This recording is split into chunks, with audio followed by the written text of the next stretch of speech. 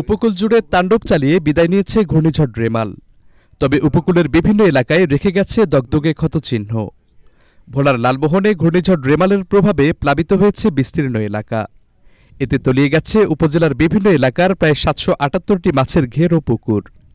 ভেসে গেছে অন্তত ১,৯,০০,০০০ টাকার বিভিন্ন প্রজাতির মাছ। আর্থিক ক্ষতির মুখে দিশেহারা মাছ চাষিরা। ক্ষয়ক্ষতি পুষিয়ে নিতে সরকারি সহায়তা কামনা করেছেন তারা। আমরা ঘেরে মাছ ছাড়ছি, এই অনেকগুলো টাকার মাছ ছাড়ছি। বৃষ্টি বন্যার ফানিয়ে আমার মাছগুলা চলে গেছে।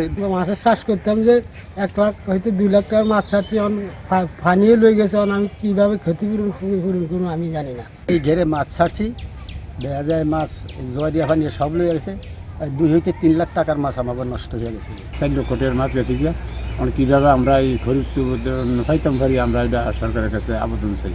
আমার 2 পুষ্কুনিতে 1.5 লক্ষ টাকার মাছ ছিল, সম্পূর্ণ মাছ চলে গেছে। এখন আমরা সরকারের কাছে দাবি জানাইতেছি যে আমাদের কিছু ক্ষতিপূরণ দেওয়ার জন্য। আমার পুকুরে 50 থেকে 55 হাজার টাকার মাছ ছিল। এই বছরে 11,000 টাকার মাছ ফালাইছি নতুন।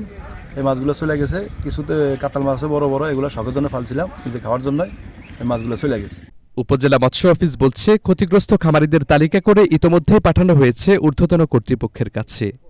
বরাদ্দ পেলে তুলে দেয়া হবে চাষিদের হাতে।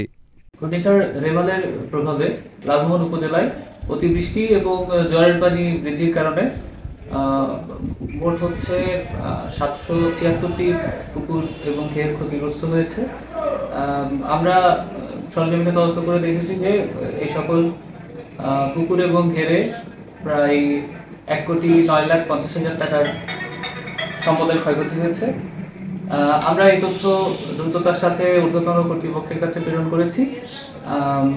ওপর থেকে আমরা সহায়তা পেলে আমরা সেটা ক্ষতিগ্রস্তদের মাঝে বিতরণের ব্যবস্থা গ্রহণ করি। কেবল আশ্বাস নয়, ক্ষতিগ্রস্ত মাছ চাষিদের সহায়তায় দ্রুত পদক্ষেপ নেবে কর্তৃপক্ষ, এমন প্রত্যাশা ভুক্তভোগীদের। Saifur Rahman Rubel, channel S news desk.